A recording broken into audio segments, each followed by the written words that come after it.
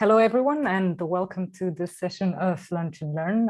Lunch and Learn are monthly informal gatherings, meetings where we share different pedagogical formats. We talk about evidence-informed practice. We look at novel teaching approaches that support better student learning. And basically, it's the time in the month that you can grab your lunch, listen to an interesting talk, and discuss your questions at the very end. Voila.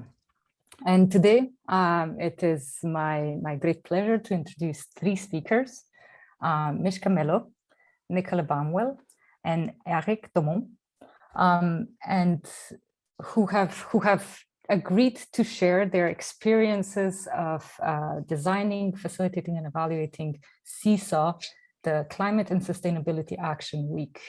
Seesaw is a unique educational initiative at EPFL that, according to student testimonials, provides a valuable learning experience and brings a very important topic to the table. Today's session will run a little bit longer, so we will end around 1:30-ish. If you can stay with us until then, that would be lovely, because then we can have a great discussion at the very end. And voila. Now, Michka, Nicola, Eric, the virtual floor is all yours. Thank you, Elena. So thank you everyone for joining this Lunch and Learn. So actually, we're very happy to present the Climate and Sustainability Action Week. It's been quite a lot of work the past 2 years to bootstrap that initiative, and we're happy to share whatever we learn during that process. And first, we want this to make it already a bit experiential for you, starting by actually offering you to join a mural. So I will share the link in the chat, and I will let Eric lead this warm-up activity. So you can join the mural. The link is now in the chat, and I'll actually screen it right now so that we all see it. So don't hesitate to turn on your cameras if you want. So as you will see later, so the spirit of collaboration is really at the center of the concept of the Climate and Sustainability Action Week. And in order to create the conditions to have this collaboration spirit emerging during each of our work sessions, and especially during the sessions with the students, we almost always start an activity with a small inclusive activity to put everybody in the same spirit. So what we will invite you to practice today is on the left part, you have the map of the campus. So we'll invite you to just stick a post-it with your name, where you have your office, or where you spend most of the time when you are on campus. So you can just double click or select a post-it in the lateral bar. Up. You can change the color if you want. Up. So it's a way to get a little bit to know each other. Okay, we can see different shapes, different color.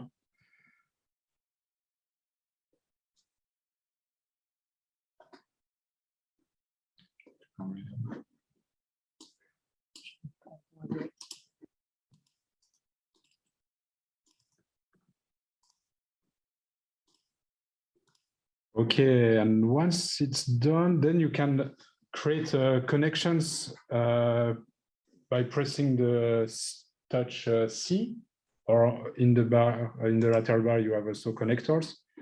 And the idea is just to share with the group what is your emotion of the day. What do you feel today? So you can see on the right part of the map there is a ship with a lot of different people having different emotions, and we will invite you to take a moment to just think, how do you feel right now, and connect your post-it with the boat or the people on the boat.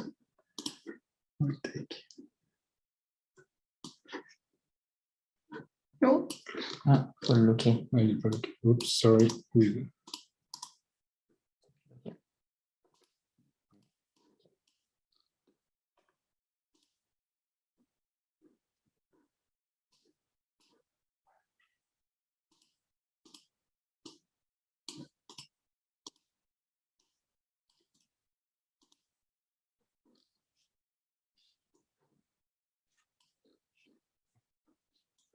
Okay, we can see some arrows going here and there.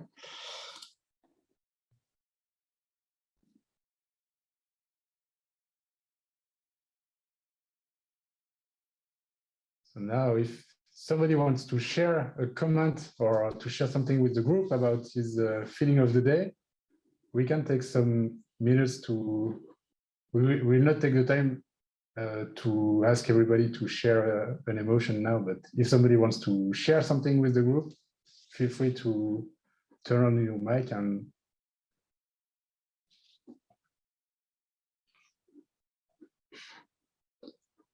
but the idea now was just to have a general overview about who is attending the meeting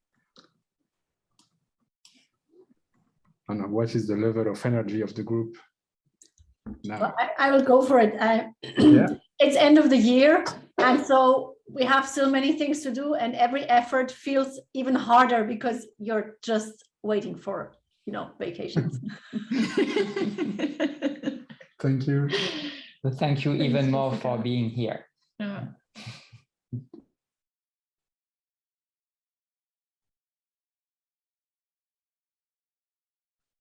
We also have Melissa saying in chat that the teacher in her loves this activity. Melissa, do you want to comment? Yeah, super. I really love this warm-up activity. Thank you. It's a really nice way to start. It's a really nice way to see where everyone is located. I actually was wondering where Melanie was located, so that was nice to see. I've been meaning to ask her on the last few lunch and learns, so that was a bonus. And yes, to realize where I am on the ship. Not my only comment is if I'm hanging on, it's because it's almost the holidays. No, really nice, really good way. And I really appreciate that because I think that's so important before we start discussing topics. So thank you so much for incorporating that. Cool. Any last comment before we move to the presentation?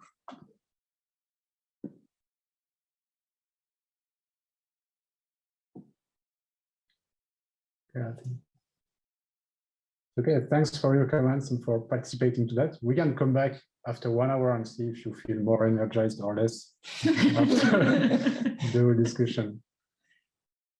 Cool. Thank you, Eric, for leading that part. So just a little bit of context first. So CISO was born in December 2019. We'll get back to this a bit later, but first, it was during a period where the students were really proactive, both on climate issues, mainly on climate issues. Actually, there was a moving big movement of students around that question. And at the same time, the existing dynamics that most of the people around this Zoom know around project-based learning at PFL, and especially student-led projects. So at the confluence of these two movements, actually, it started with a working group that was gathered in December 2019 by Mélanie Studer from ENAC, who is also here today. And that gathered around the table many different people from the school, mainly actually program managers that were dealing with project-based learning already. So there was, for instance, Sam from the Skill or Gianluca from Act for Change Lab. There was also Marc Laperouza, who is here also today from CDH and Chic at that time, Julien from Make, and also Nicola from the sustainability team, and Pascal, who is also managing the DLL. And soon we were joined also by Eric, that joined sustainability later on, and Sylvia in charge of education and sustainability, and Philippe, the head of sustainability at that time.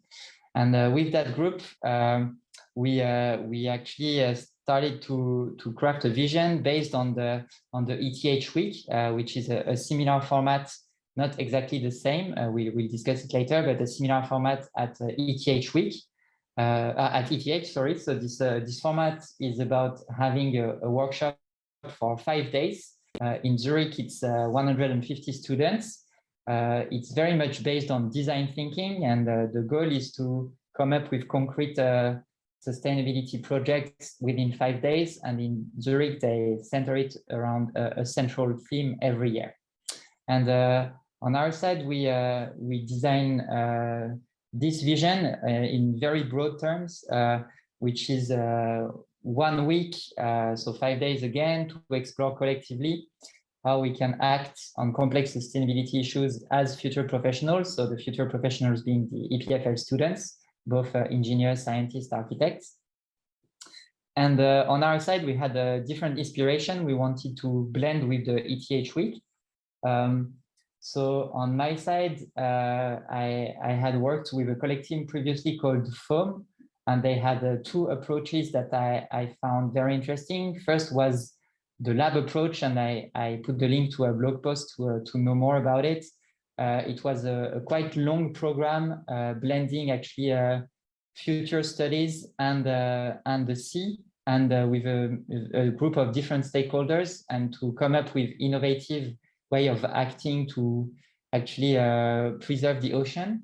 And the second aspect of their work, which I found very interesting, was the hosting crafts approach, which is whenever we would design an event, we wouldn't stop to the classical formats of what we do in academia, but we try to design actually also all the side experience of the event to make it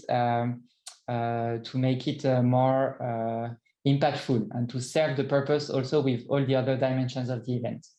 And another inspiration was the Summer Lab, which is also a 5-day long event in Nantes, in France, that takes place every 2 years. And here it's a very broadly open format, like people come with activities or with the wish to contribute to activities brought by others. And every morning we just decide what we do through a big assembly, and then stuff happens all along the week. And at the end of the week, we have a wrap-up moment. And it's also okay not to produce stuff. So that was something I was really inspired by. We didn't go so far during CISO, but we had it in the back of our head also when we were designing it.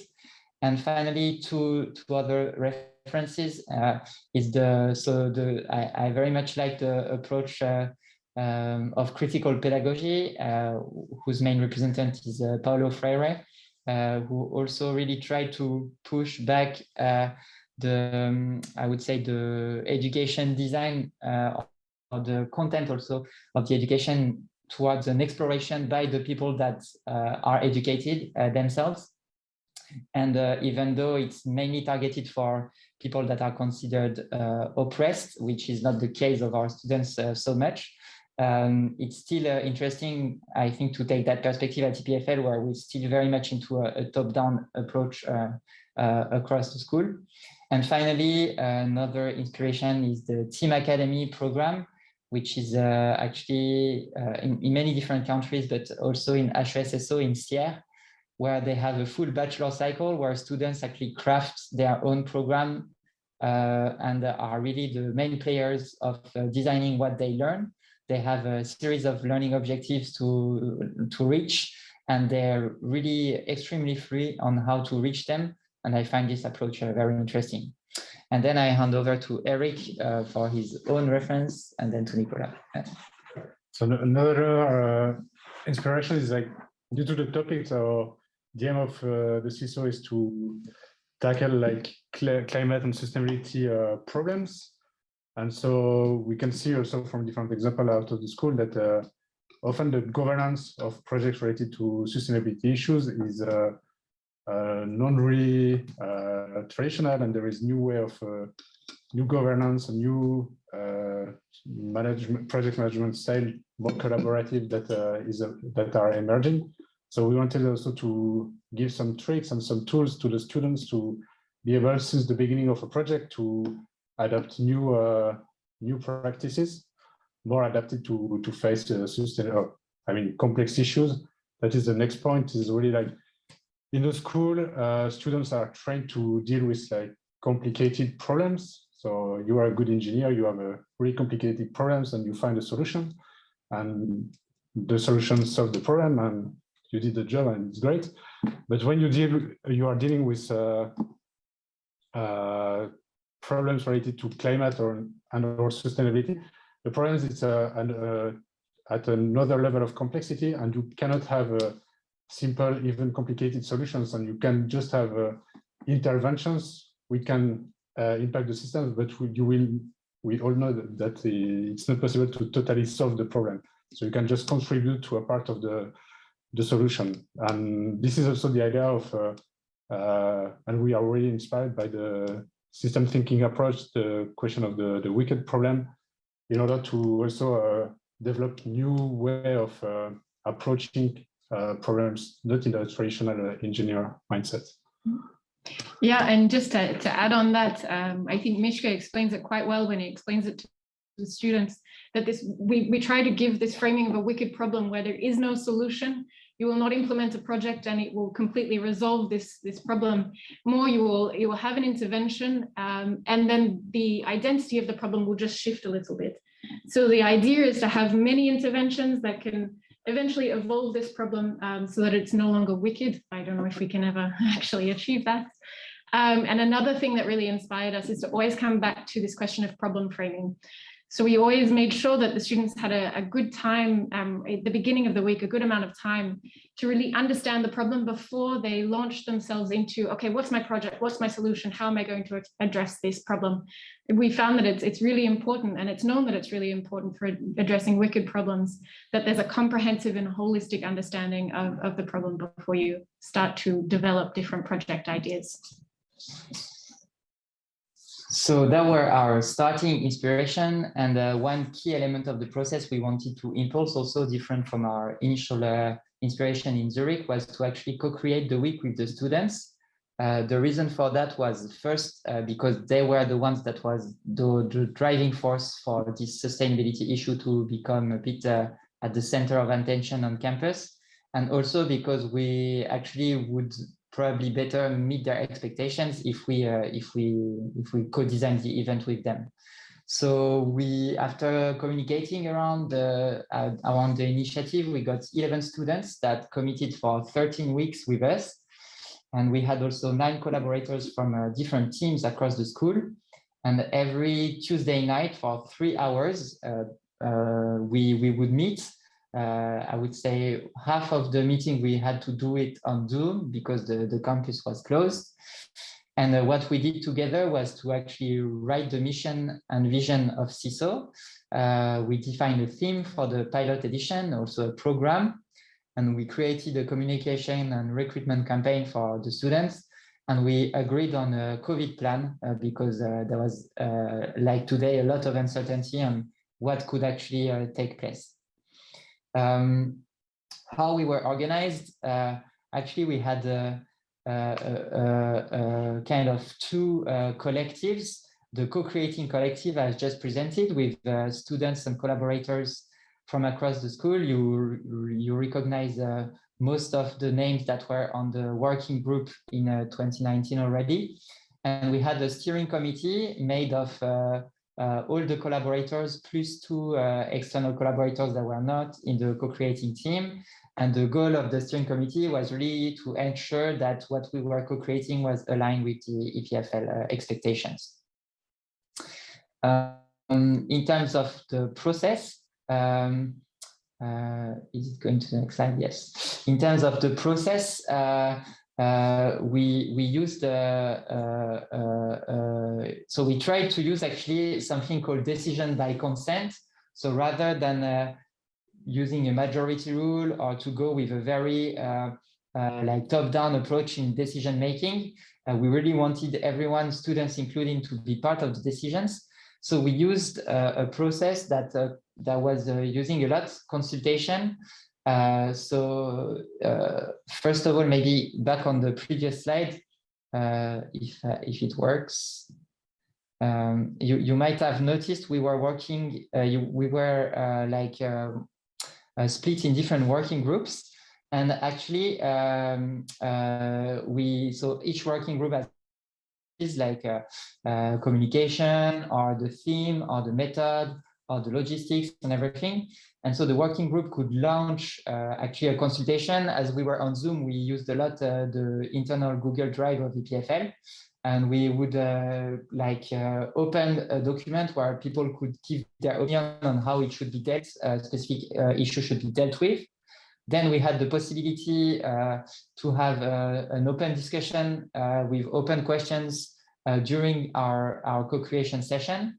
And then after a specific amount of time, we would then have the working group would then boil down actually all the inputs from everyone into a specific proposal that would still be open for feedback from everyone. And then we would push it during the plenary session towards the decision by consent. So decision by consent is basically no one objects the decision. So everyone either agrees or can live with the decision. If there is an objection, it has to come with a suggestion for modification of the proposal. And the goal of this process was to make sure we would have dealt with most of the objection before actually the decision making, to avoid having to do too many feedback loops, because we were working on a quite tight deadline. So the goal of this consultation phase was to have everyone contribute ahead of the decision. And then, so by the end of the co-creation session, so we had a pretty lean already process. So we started with a time all together, all working groups in the same Zoom room, with one main, restating again where we trying to achieve during that day, giving some news and updates from the coordination and staff side, precising again the next deadlines and the timeline for the upcoming weeks, reminding everyone of the online consultation currently running that might end up being a decision in a couple of weeks ahead, live plenary consultations on currently open consultations, having then the plenary decision by consent for the consultation that we're closing. And then we had some time with the working groups. So first we have a general round of all working groups restating their priorities for today and what does the group need from other groups to progress. Then we had the working group session that was about 1 hour 15 over the total 3 hours. And then we had the closing round of the working group, where they would say their advancement, the priorities for the upcoming week, and what do they need from other to progress. And then we had the closing round, a bit at the image of the opening round we just had, where people could share their feeling and energy at the end of each meeting. Two other things we tested during the autumn co-creation. Actually, we tested many different tools and approaches for collective intelligence. And so we tried this approach with critical uncertainties. So when we had to select a theme, actually, we wanted to avoid having a kind of industry vertical like health or transport or energy. We wanted the theme to actually cross the span of all disciplines across campus. And for that, we used the tool from Future Studies, which basically aims at identifying what is highly uncertain in the present situation. So what might go in one direction or another, and we really don't know, and yet is really critical to shape the future. So we tried to use that notion to ideate and select a theme. And it was a bit trickier than expected. So because this critical uncertainty concept is pretty tricky. So we managed to reach a certain point, but not the decision we wanted to have. So then to consolidate the decision, we used the majority judgment rule. So it's again a way to vote that is a bit different from a majority vote. We actually assessed all different theme proposals we had. Given a specific question, it was like, do you think that this session would make extremely bad, okay, good, or very good theme for CISO? And we asked the student to ask different questions, like, would it engage the whole community? Would it have a good potential for transdisciplinary collaboration? And do you like it as a co-creator? Because as they were going to work on it for 10 weeks afterwards, we wanted to make sure they would like it. So this is the results of actually all the criteria. And what we see is that so we had the top level ones that were pretty good, but they had a bit of rejection on the edge. So after discussion with the group, we decided to go for the fourth one, which is circular economy, because it was still pretty engaging for a few people, quite engaging for many people. Some were a bit average, but there was no rejection of the theme. So we thought it would be more federative, and that's how we decided to continue with the theme selection. So then we rewrote the vision and mission of CISO. I won't go into the details because it's mostly what we will present afterwards. But this text was written again by a working group and then consolidating with comments by everyone before we had a decision by consent on it. Same question for the learning outcomes. And here I'll stop a little bit longer. Because I know many of you are dealing with that kind of material on a daily basis. So the learning outcome we selected was apply a sustainability-centered design process. So we had this design process at the core, and sustainability really being the main driver for the design process. We had this notion of wicked problem that Eric and Nicola just presented before in our inspiration. Just to show that, yeah, we were not dealing with like technical problems, but with a more complex problem than that. And we had to acknowledge that before trying to address them.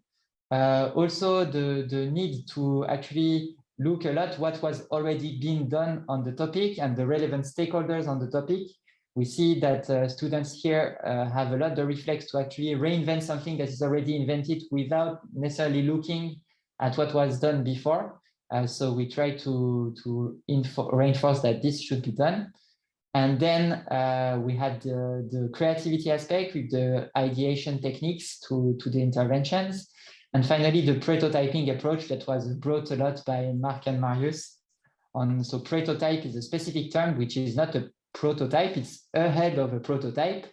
We had only 5 days, so it was not the goal to spend the 5 days at skill making something.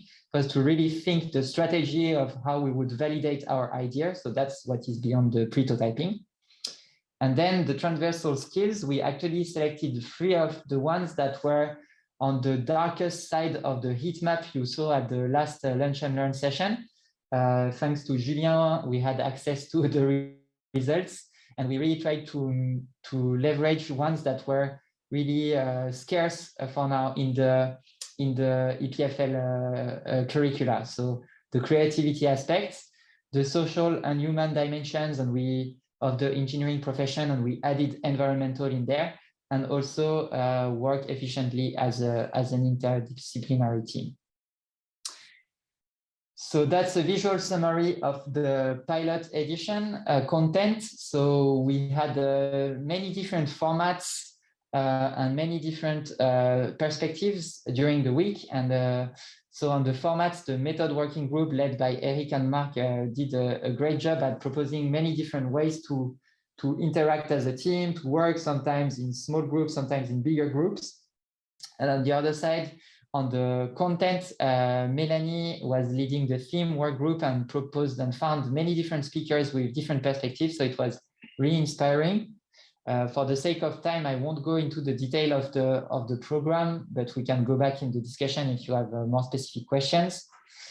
And in terms of type of students, we had a lot of STI students, which is not a surprise for the teachers in sustainability-oriented content. They know that it's very popular in such sections. We were pretty happy with the gender balance. And we had a little more master students than bachelor students on the group, which was a bit of a pity because we wanted to make sure we could target students that would be for a long time still on campus. So we're a bit disappointed by that, even though what was cool is that they were more mature and more advanced, and they could also propose more interesting feedback, ideas, and discussions. This is the CISO map. So it's a deliverable we decided to focus on to show the collaborative aspect of CISO. So you can see here all the different project ideas that came up during CISO. So during this pilot edition, there were 7 of them, if I'm not mistaken. Yeah, and actually we had a session where students had to show how they could interact with each others across the teams and with external existing stakeholders, both from EPFL and beyond, and to show that to address a sustainability issue, it's not about like being the best in your team with the best solution. It's about how do you connect to the existing players and you try to come with something complementary and that reinforces the collective force. So we had also a very interesting study. Oh, I went one too far. A very interesting study from CAPE on the learning outcomes, like self-assessed by the students, a bit like evaluation cours, but made by the students on CISO. And with this, we got the feedback that 97% of students learn something through CISO. That might be a bit silly to say, but actually we were battling a little bit, showing we were not just a social event, but also a place where people could learn, and that was very clear. And also a very interesting figure for us was that 94% thought that what they learned during CISO would be helpful in their professional career.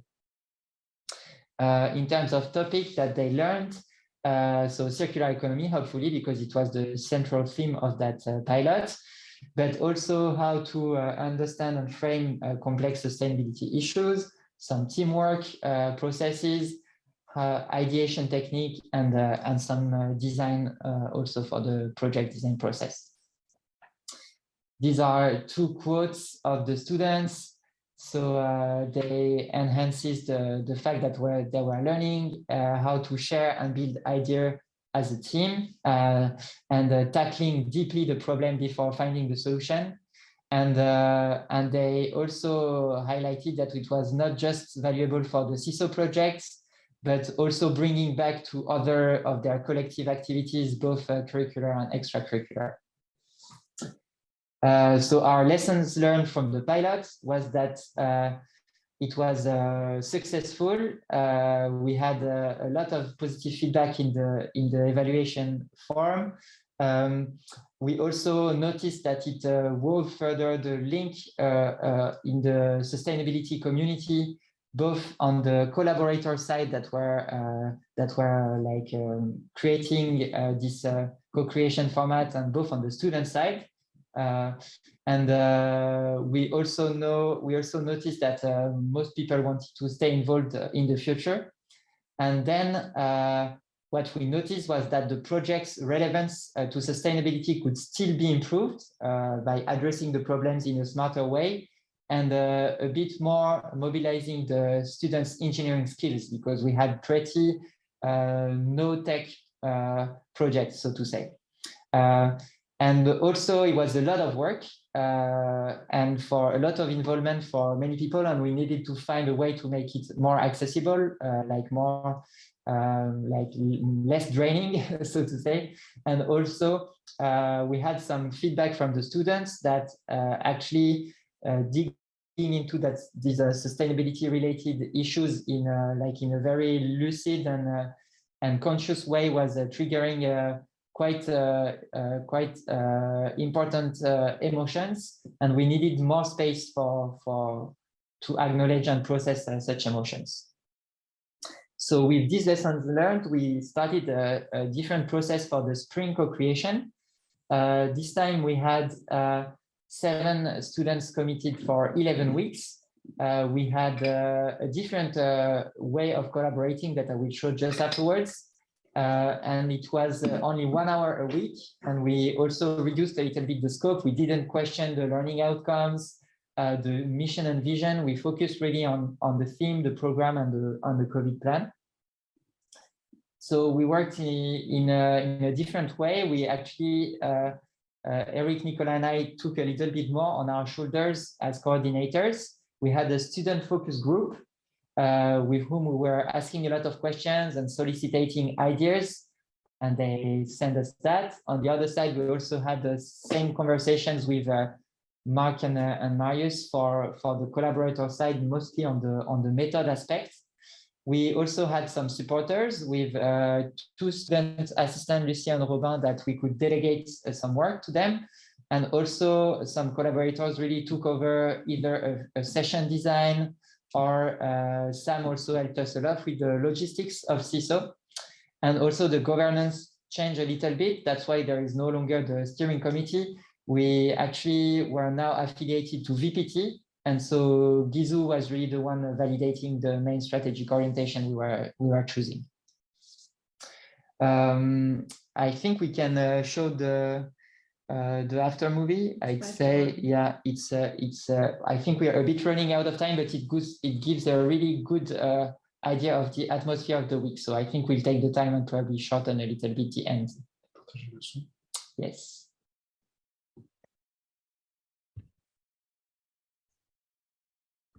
The world is facing many complex sustainability issues at the moment, including climate change, biodiversity loss, and resource scarcity. The generation that is currently under training at EPFL and UNIL is the one that will face those challenges and have to address them. This is why EPFL decided to launch the CISO, the Climate and Sustainability Action Week. This is a 5-day educational program that aims at exploring together both students from EPFL and UNIL to have both disciplinary backgrounds, explore together how to act on sustainability as future professionals. CISO is quite a unique week. It's a unique educational program because we co-created the week with the students. We co-defined the learning outcomes, we co-defined the workshops, and we did this because the students, as future professionals, they know what tools they want to learn. When addressing sustainability issues, we often run into wicked problems such as pollution management or resource management, which are problems that are really hard to solve with a simple solution because they are very complex. Such problems require first that we actually map and understand well the systems that underlie the problem. And this was the goal of the first workshops we had at the beginning of the week, the FRESC. Then we continued with a second set of workshops that were more aiming at looking at the problem with different perspectives, such as, for instance, social psychology or futurology.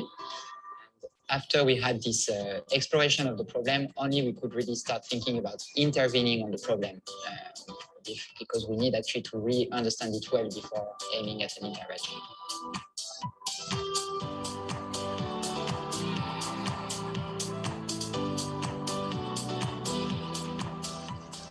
The core statement of the CISO is that sustainability-related issues must be addressed collectively.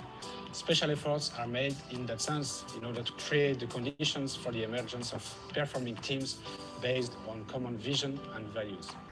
To create this collaborative mindset, several workshops and activities are made during the whole week to give a chance to the students to experiment with innovative collaborative management tools and processes.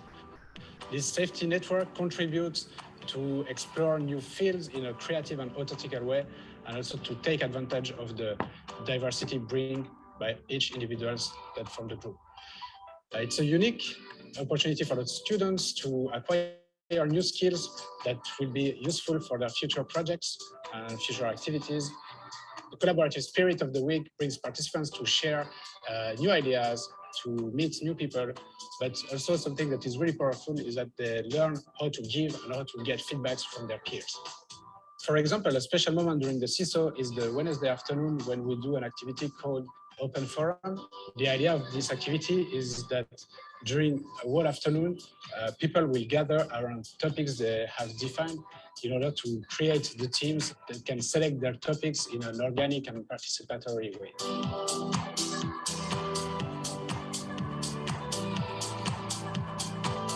The second half of the week, the teams explore their interventions and develop their project ideas. And they do this with the support of our partners, Mark Laperouza and Marius Eberle of the College of Humanities. Mark and Marius provide the teams with strategy and design tools, which allows them to collectively crystallize their projects and define how they will continue with their projects after the end of CISO. The groups then come together to map different interventions that have been created throughout CSAW, different projects. And we do this because it reminds the participants that it's not through one sole project or one sole intervention that they will solve wicked problems. We then finish the week with a really fun moment where the students create their own videos that showcase the interventions that they've developed.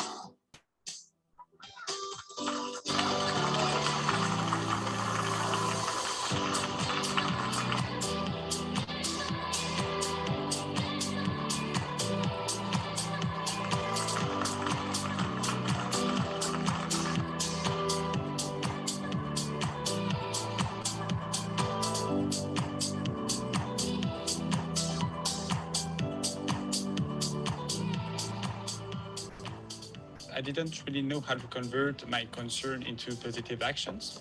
And for the moment, what I really like is to learn how to work together, like to develop collective intelligence and have some tools to be constructive together. I really liked the open space we were given for sharing different ideas and different perspectives around climate crisis related issues. I was really interested in discussing different issues about climate with different people. So I'm from UNIL, so it was really interesting to have also the EPFL and engineering aspect and to gather together in order to find systemic solutions. And so far, it has brought me a lot of energy and motivation to focus on new solutions to climate change.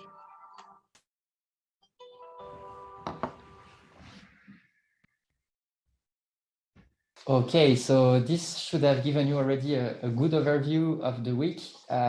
We can again dig deeper into the details.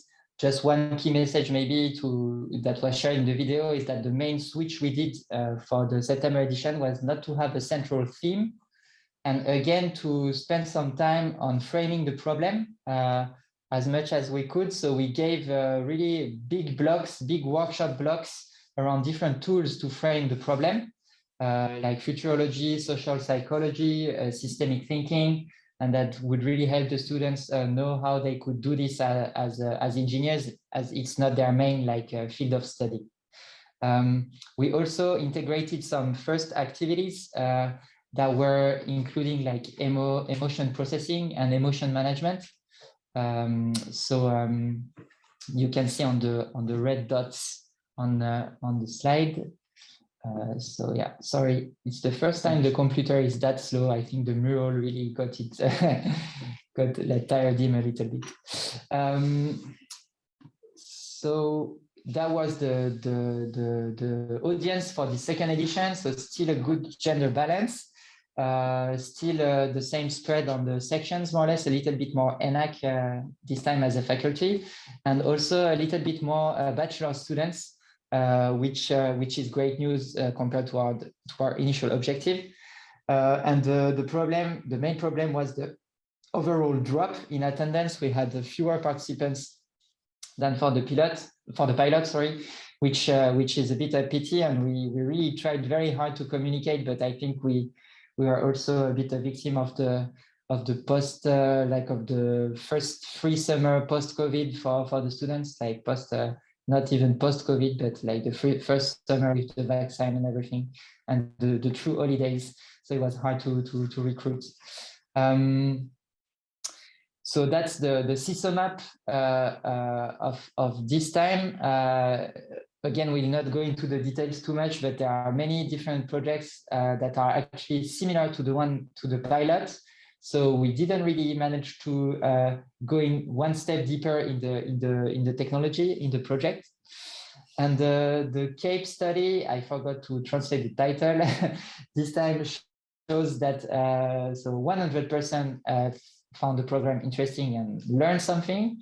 We also had a strong resonance with the wicked problem notion within the students, and a lot of them also shortlisted this notion as their main learning objective of the week.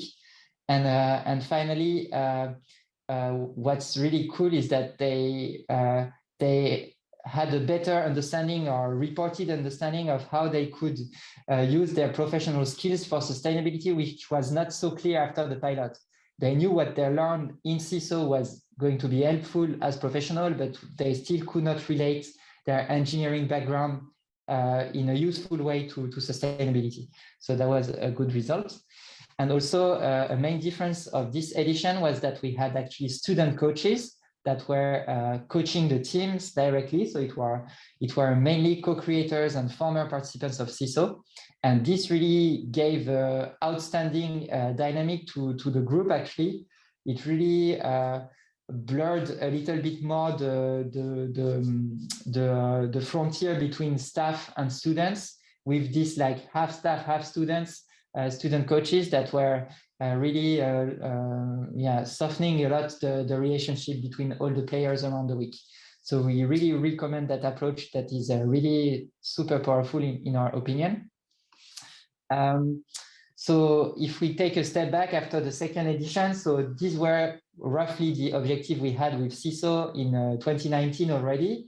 So the goal was to transfer sustainable engineering skills to students, reinforce the sustainability-driven student community, launch new projects, student-led projects, ideally reach a large crowd of students, and ideally also students that are not yet strongly committed to sustainability. And so if we make a little bit of a visual summary of what we reached after 2 editions, so on the skill transfer, it seems to be good with the case studies as a support. I mean, in terms of monitoring. Then we had also the community aspect that really proved to be really that worked really well. The sustainable projects was a bit trickier. It was not as engineering centered as we hoped for, and also the projects have a very low survival rate at that stage. But this can be also compensated by the fact that we see that students after CISO tend to have a stronger commitment to sustainability. They reach in numbers the student associations, and they really commit to actually act for sustainability, not in an engineering way so much, but still there is this action movement that we can observe, like they are coming to the student-led projects program and everything. Then we have also, so we kind of failed to reach a large crowd of students, and also to reach students that were not yet strongly committed to sustainability. We reached a few, but that was not the main cohort we had. And we analyzed that with different factors. First, the factor we really focus on skills rather than sustainability knowledge. So this helps transferring the skills, but not so much launching relevant projects, because they lack a little bit the specialist knowledge to launch a relevant project. And also then the fact that we ask for continuous presence and like kind of filter the more committed, and the fact that it lasts only 5 days limits a little bit the relevance of the project. And also we, just for logistics purposes, we had to ask for registrations very early on, and that is also a bit a limiting factor for non-committed students. So finally, as a conclusion, what we consider should be kept for the next for the future of CISO or in any other format at school, and we also think these kind of aspects could be more developed at EPFL. So first, the fact that we need to ask the right questions around action for sustainability. Here we are technicians, so we often are really like stressed whenever the solution to a problem is not a technical solution, because we might be useless actually. So we try to counteract this reflex and say, okay, even though it might not be a technical solution, like really try to understand the problem as much as you can, and come with the technical solution that is suited to the nature of the problem. Also, and this goes in the same comment, but we try to broaden the perspectives a lot beyond technical fields, also within speakers and participants with some UNIL students in the September edition. And we really want this to be even more important as a trend in the upcoming years.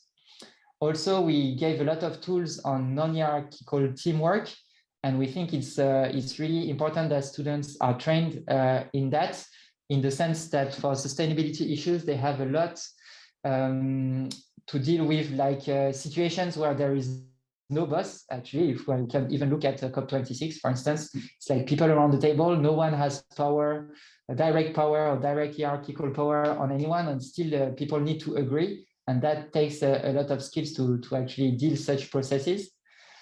Also, we would like to defend the idea that it's really helpful to actually involve students when co-creating stuff for students. Of course, they are not pedagogy experts. They don't have necessarily teaching experience, but they have a lot to bring. And it really actually helps them take ownership on the program and defend it to their peers also. And they learn a lot in the process. That was also shown by a specific qualitative case study by Nadine. Finally, we really want to defend the fact that it's important sometimes to ask the students what do they want to do if they decide themselves their own projects. There is a lot of offer at EPFL, and it's very easy for students to just be kind of reactive to the offers. And we see that it's very constructive for them when they have the opportunity to actually sit and say, okay, if I decide myself what I want to do from scratch, what will I do? And we see that it's the first time they also project their long-term professional engagement, not as reactive people, but as, okay, as proactive, what do I want to do? And finally, last but not least, the collaborative spirit. There is a lot of 5 days format similar to CISO that like to build competitiveness between the teams, like shortlisting a best team with a prize and everything. We really step out from that approach, saying that we need everyone with their specificities, and we need people to actually collaborate. And it's not about the best, it's about having everyone at the right place to move such complex issues forward. So as an opening for the discussion, the point of this Lunch and Learn was actually to share with you a lot of stuff we tried out. This CISO was really a laboratory to test a lot of processes of way of working that are a bit different from what is usually done at EPFL. And so our best outcome would be that such of these ideas are taken away and replicated and tested further elsewhere. And we'd like also, if possible, CISO to remain that kind of experimental laboratory in the future to keep pushing the limits of what we can do at EPFL in pedagogical formats. So yeah, with that and the remaining 20-ish minutes, we'd be very happy to have a discussion with you on whatever questions you might have on the topic. Okay, I think this was more or less our time. If everyone is in agreement with that, I will now thank everyone for their company today during this Lunch and Learn. Thank Michka, Nicola, and Eric for offering their insight into this. Thank you for the time and for sharing this with us. And I will already have the pleasure to announce the next Lunch and Learn session will be 1st of February with Alexandra Niculescu, the colleague of within Learn Internal Mission, talking about emotional aspect of first year students or emotional experience and how do we measure the emotional. So we kind of continue along the same line, but into the first year studies.